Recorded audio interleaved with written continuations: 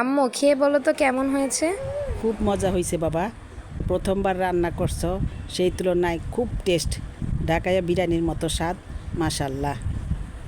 আম্মুর রিভিউটা তো শুনিনি, তো আজকে আপনাদের সাথে আমি শেয়ার করব আমার ফার্স্ট টাইম বিরিয়ানি রান্না করার রেসিপিটা। প্রথমে আমি মুরগিগুলো ভালো মতো লবণ দিয়ে মেখে সামান্য ভাজা দিয়ে রেখে দিলাম।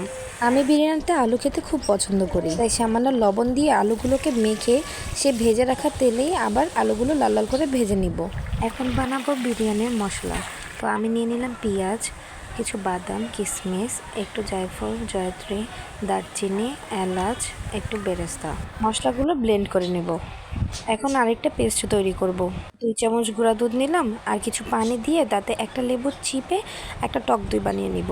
এখন স্বাদ মতো গুঁড়া মরিচের গুঁড়া, যে যেমন ঝাল খান ওই অনুযায়ী ঝাল বাড়িয়ে কমিয়ে নেবেন। ব্লেন্ড করা মশলার সাথে মিশিয়ে নিব। মুরগি ভাজার যে তেলটা ছিল ওইটাতে আমি মুরগি রান্না করব। তেলটা গরম হলে গরম মশলা, পেঁয়াজ কুচি আর আদা রসুন বাটা দিয়ে দিব। গরম মশলা বলতে আমি এখানে দারচিনি, এলাচ আর তেজপাতা দিয়েছি। এখন যে পেস্টটা বানিয়ে রেখেছিলাম ওইটা ঢেলে দিয়ে ভালো মতো নেড়েচেড়ে তেল ওঠা পর্যন্ত কষিয়ে নিব। কিছু কাঁচামরিচ অ্যাড করে পরিমাণ মতো লবণ দিব, কারণ মুরগি আর আলুতে আগেই লবণ দেওয়া ছিল। ভেজে রাখা মুরগি আর আলুগুলো দিয়ে ভালো মতো কষিয়ে নিব। আমি আজকে আধা কেজি চালের বিরিয়ানি রান্না করব।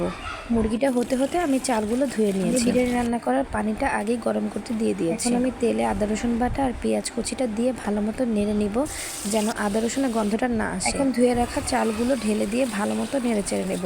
আর যে পানিগুলো গরম করেছিলাম ওগুলো ঢেলে ভালো মতো মিশিয়ে নিব। প্রথম পর্যায়ে চুলার আঁচটা বাড়িয়ে রাখতে হবে। আমি যে বিরিয়ানি মুরগিগুলো রান্না করে রেখেছিলাম ওগুলো সুন্দর মতো ঢেলে ভালো মতো মিশিয়ে নিব। একটা বলক আসার পর আমি 2 চামচ দুধ গুলিয়ে রেখেছিলাম ওইগুলো ঢেলে দিয়ে ভালো মতো ঢেকে দিব। দুধটা দিলে বিরিয়ানির টেস্টটা আরও বেড়ে যায়। বিরিয়ানি বা পোলাও বেশি নাড়লে নরম হয়ে যায়। আমি একবার নাড়া দিয়ে এখন ঢেকে দমে বসিয়ে রাখবো। 15 মিনিট অপেক্ষা করার পর তৈরি হয়ে যাবে মজাদার মুরগির বিরিয়ানি। এটা ভালো লাগলে সেভ করে রাখুন।